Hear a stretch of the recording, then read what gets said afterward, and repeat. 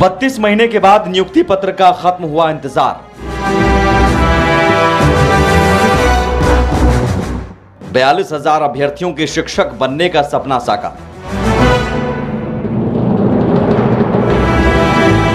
अब एसटीईटी 2019 के अभ्यर्थियों ने शुरू किया आर पार।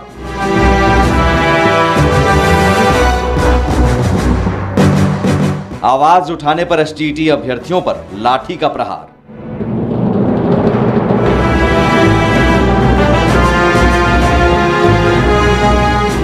सिस्टम के मेरिट के खेल में फंसे एसटीईटी उम्मीदवार। हम लोग को जो सर्टिफिकेट था ना, में मेरिट और नॉन मेरिट का कॉलम जोड़ दिया गया है।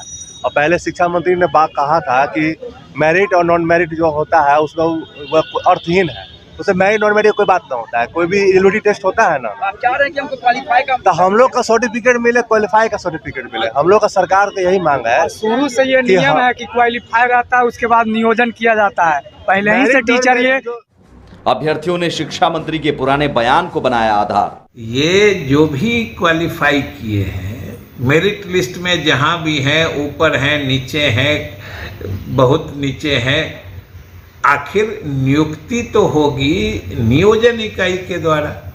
नियोजन इकाई जो पंचायत से लेके प्रखंड से लेके जिला और नगर निकाय तक है, वो वैकेंसी निकालेगी, ये अप्लाई करेंगे। तो फाइनली तो जिस इकाई में जितने लोग आवेदन देंगे, मेधा सूची वहाँ बनेगी उस इकाई के लिए और उसी से नियुक्ति होगी। तो अभी इस मेधा सूची से नियुक्ति की तो बात कभी थी नहीं, ना हो सकती है, क्योंकि ये पात्रता परीक्षा है, नियुक्ति की परीक्षा नहीं है। शिक्षकों के 3.5 लाख पद खाली, फिर क्यों बेरोजगार?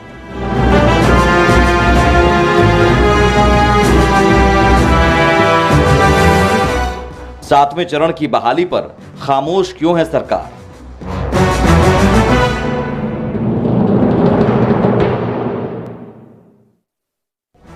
बहाली, बवाल और सवाल। जी हां, बहाली, बवाल और सवाल। आज बात सपाट में यही मुद्दा, बहाली, बवाल और सवाल। ये इसलिए क्योंकि बहाली भी होती है, लेकिन बहाली बिना बवाल के नहीं होती, बिना सवाल के नहीं होती।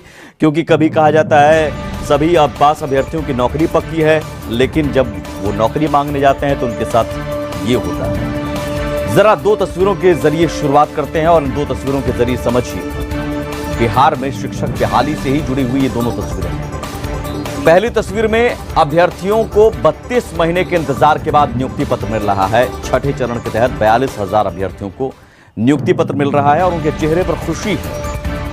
लेकिन दूसरी तस्वीर में भी शिक्षक अभ्यर्थी ही हैं जो एसटीईटी 2019 की परीक्षा में पास हुए और सड़क पर प्रदर्शन करने को मजबूर हैं और लाठी खाने को मजबूर हैं।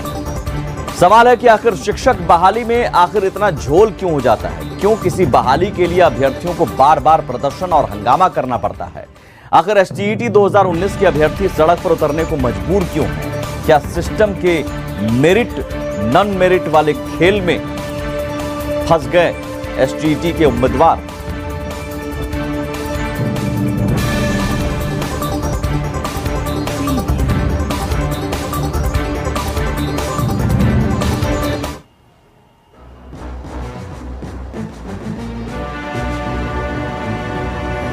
ये दोनों तस्वीरें बिहार में शिक्षक बहाली से जुड़ी हुई है। एक में अभ्यर्थियों को 32 महीने के इंतजार के बाद नियुक्ति पत्र मिल रहा है और उनके चेहरे पर खुशी है, जबकि दूसरी तस्वीर में भी शिक्षक अभ्यर्थी हैं जो एसटीईटी 2019 की परीक्षा में पास हुए और सड़क पर प्रदर्शन और लाठी खाने को मजबूर हैं। सवाल है कि आखिर शिक्षक बहाली में आखिर इतना झोल क्यों हो जाता है? क्यों किसी बहाली के लिए अभ्यर्थियों को बार बार प्रदर्शन और हंगामा करना पड़ता है? आखिर एसटीईटी 2019 के अभ्यर्थी क्यों सड़क पर उतरने को मजबूर हैं? इन सवालों का जवाब समझने के लिए थोड़ा पीछे चलते हैं और तारीख दर तारीख समझिए कैसे इन अभ्यर्थियों को अलग अलग बयानों और बातों के जरिए गुमराह किया जाता रहा। तारीख 12 मार्च 2021, एसटीईटी 19 के 12 विषयों का रिजल्ट जारी। पेपर 1 और 2 में 24,599 अभ्यर्थी हुए सफल। 37,000 रिक्तियों के मुकाबले 24,599 सफल अभ्यर्थी। सभी पास अभ्यर्थियों को नौकरी का भरोसा। एसटीईटी 2019 का रिजल्ट 12 मार्च 2021 को जारी किया गया था। 15 में 12 विषयों का रिजल्ट जारी किया गया। जिसमें पेपर 1 और पेपर 2 में कुल 24,599 अभ्यर्थी सफल घोषित हुए। शिक्षा मंत्री ने 37,000 रिक्तियों के मुकाबले 24,599 अभ्यर्थियों को नौकरी का भरोसा दिया।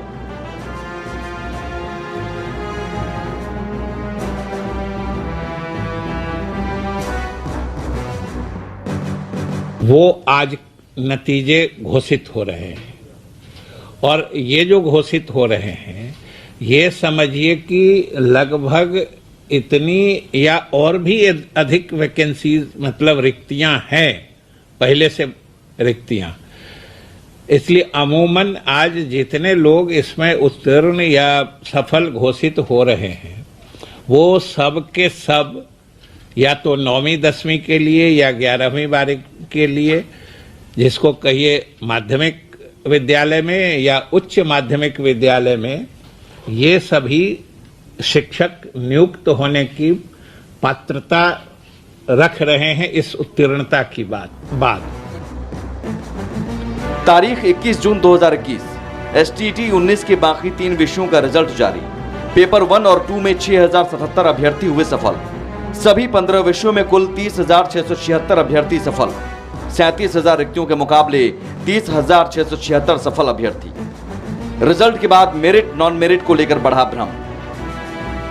21 जून को STT के बाकी 3 विषयों के रिजल्ट भी जारी कर दिए गए, जिसमें 6,077 अभ्यर्थी सफल हुए।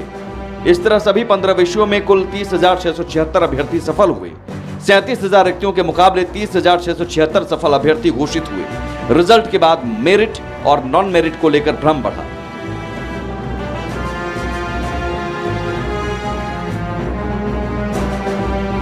तारीख 29 जून 2021, मेरिट नॉन मेरिट के मुद्दे पर अभ्यर्थियों का प्रदर्शन।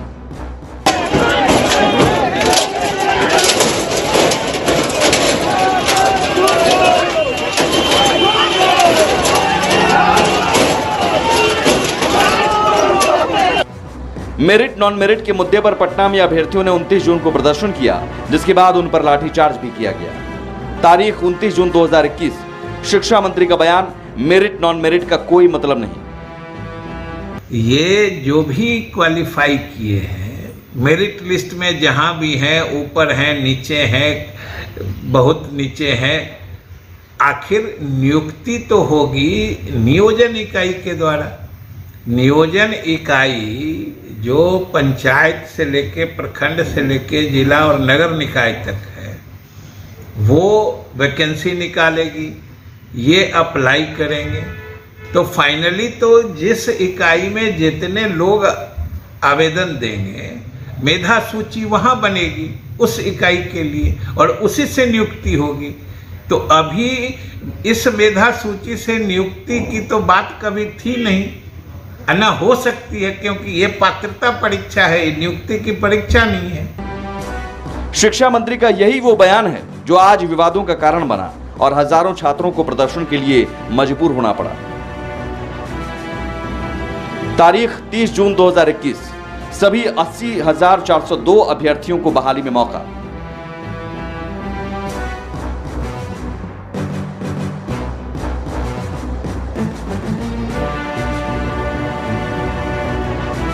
शिक्षा मंत्री के बयान के बाद शिक्षा विभाग ने सभी 80,402 क्वालिफाइड अभ्यर्थियों को 7वें चरण की बहाली में मौका दिए जाने की बात कही और यही विवाद की वजह बना है। छात्रों की मांग है कि अब मेरिट नॉन मेरिट का कॉलम हटाकर सीधे क्वालिफाइड का सर्टिफिकेट जारी करें ताकि उन्हें शिक्षक बहाली में मौका मिले। मामला यही है कि हम लोग को जो सर्टिफिकेट था ना, में मेरिट और नॉन मेरिट का कॉलम जोड़ दिया गया है।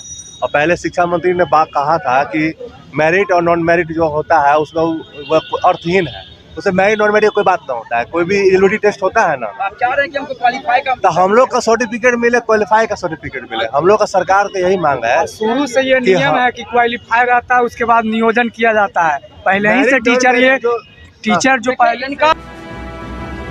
जाहिर है शिक्षा मंत्री के एक गलत बयान और शिक्षा विभाग के बार बार नीति बदलने से हजारों छात्रों में भ्रम की स्थिति है, जिस पर अब न बिहार बोर्ड और न शिक्षा विभाग कुछ बोलने को तैयार है। वहीं 7वें चरण की बहाली को लेकर भी सरकार खामोश है, जिसकी वजह से बेरोजगारी का दंश झेल रहे छात्र सड़कों पर लाठियां खाने को मजबूर हैं। पटना से मरगूब आलम के साथ ब्यूरो रिपोर्ट।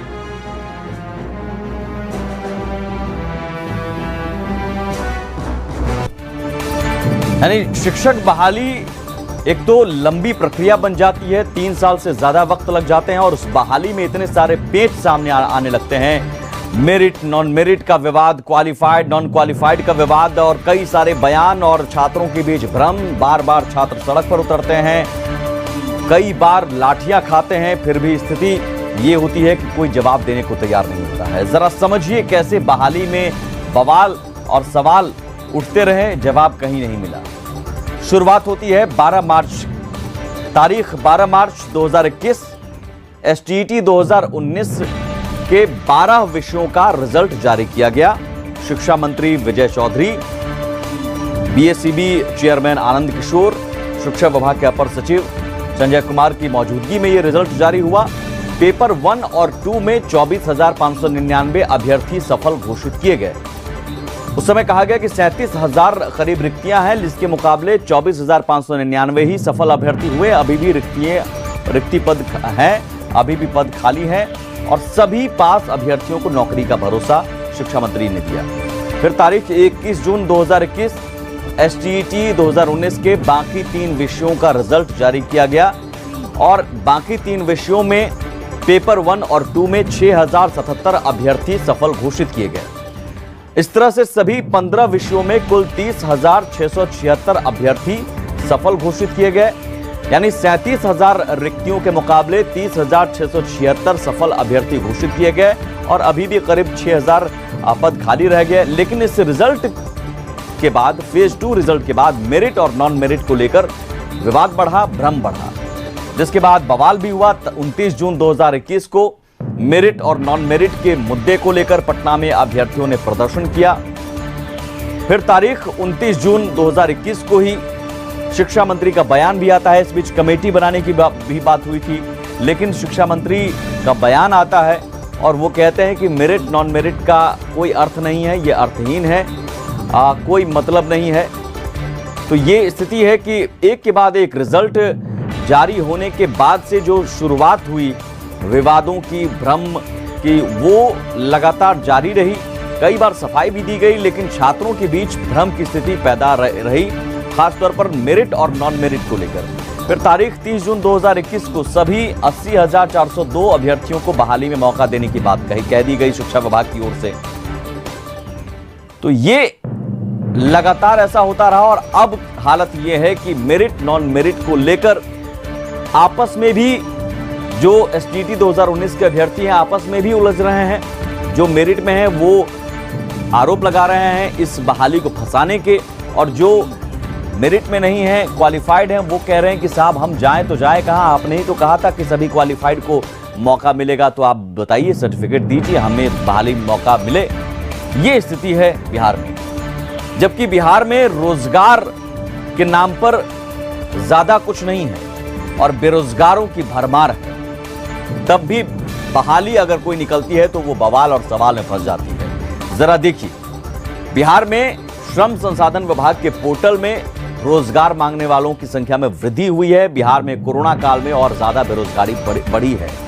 10 महीने में 2,67,000 लोगों ने, बेरोजगारों ने नौकरी मांगी है। 2021-22 में 2,67,635 बेरोजगारों ने रोजगार की मांग की है। नेशनल करियर सर्विस पोर्टल के आंकड़ों से खुलासा हुआ है और इस पोर्टल पर रजिस्ट्रेशन कराया है। अब तक 13 लाख से भी अधिक लोगों ने पंजीकरण कराया है इस पोर्टल पर बिहार में। 2015-16 में इस पोर्टल पर 5,146 लोगों ने पंजीकरण कराया था और ये संख्या कैसे बढ़ गई। 2019-20 में 11,08,839 लोगों ने पोर्टल पर रोजगार की मांग की और अब 13 लाख से भी ज्यादा और 10 महीने में 2,67,000 लोगों ने। ये श्रम संसाधन विभाग का पोर्टल है और इस पोर्टल पर रजिस्ट्रेशन के बाद रोजगार मेले में मौका मिलता है। रोजगार का अगर मौका मिलता है तो वो मुहैया कराया जाता है। तो इस आंकड़ों से समझिए कि बेरोजगारी बिहार में कितनी बड़ी है। आंकड़े और भी हैं। 1951 से लेकर 1961 तक बिहार के करीब 4% लोगों ने दूसरे राज्य में पलायन किया था। 2011 की जनगणना के आंकड़े बताते हैं कि 2001 से 2011 के दौरान 93 लाख बिहारियों ने अपने राज्य को छोड़कर दूसरे राज्य में पलायन किया। देश की पलायन करने वाली कुल आबादी का 13% आबादी अकेले बिहार से है, जो उत्तर प्रदेश के बाद दूसरे नंबर पर है। और बिहारियों के पलायन की सबसे बड़ी वजह क्या है? रोजगार है। आंकड़े बताते हैं कि 55% यानी आधे से ज्यादा बिहारी रोजगार की तलाश में दूसरे राज्यों की ओर पलायन कर रहे हैं। और नेशनल करियर सर्विस पोर्टल के मुताबिक रोजगार की तलाश में सबसे ज्यादा बिहार के युवा बेरोजगार ही हैं, जो हमने आपको बताया। इस पोर्टल पर रोजगार मांगने वालों में सबसे अधिक संख्या बिहार के युवाओं की है। बिहार में 31 दिसंबर तक कुल 13,60,952 युवाओं ने एनसीएस पोर्टल पर रजिस्ट्रेशन कराया था। इन रजिस्टर्ड युवाओं में 19 लाख से ज्यादा पुरुष तो लगभग 3 लाख महिलाएं हैं। वहीं पिछले 6 सालों में बिहार में बेरोजगारी दर 3 गुनी बढ़ गई है। जनवरी 2016 में बेरोजगारी दर 4.4 थी, जबकि जनवरी 2022 में यह बढ़कर 13.3 पर थी। वहीं सीएमआई की जनवरी अप्रैल 2021 की रिपोर्ट से पता चलता है कि बिहार में बेरोजगारी की मार सबसे ज्यादा ग्रेजुएट्स झेल रहे हैं। राज्य के 34.3% ग्रेजुएट युवा बेरोजगार हैं। वहीं 10वीं से 12वीं पास वाले 18.5% युवाओं के पास नौकरी नहीं है। यह हाल तब है जब 25 साल से कम उम्र के 57.2% आबादी के साथ बिहार देश का सबसे युवा राज्य है। वहीं रोजगार के लिए पलायन के पीछे एक बड़ी वजह दूसरे राज्यों में वर्कर को मिलने वाले ज्यादा पैसे भी हैं, क्योंकि सरकारी नौकरी के पीछे अगर जाएंगे तो बहाली में बवाल और सवाल उठता है।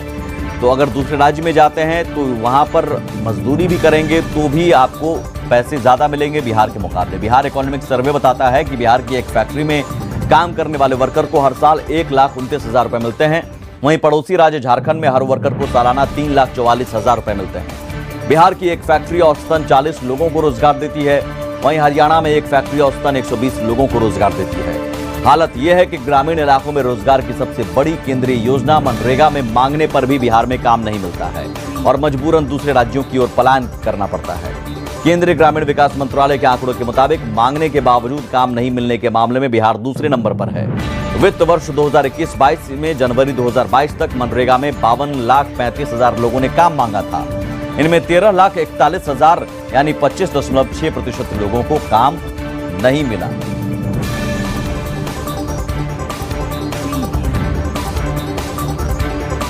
बेरोजगारी लगातार बढ़ती जा रही है।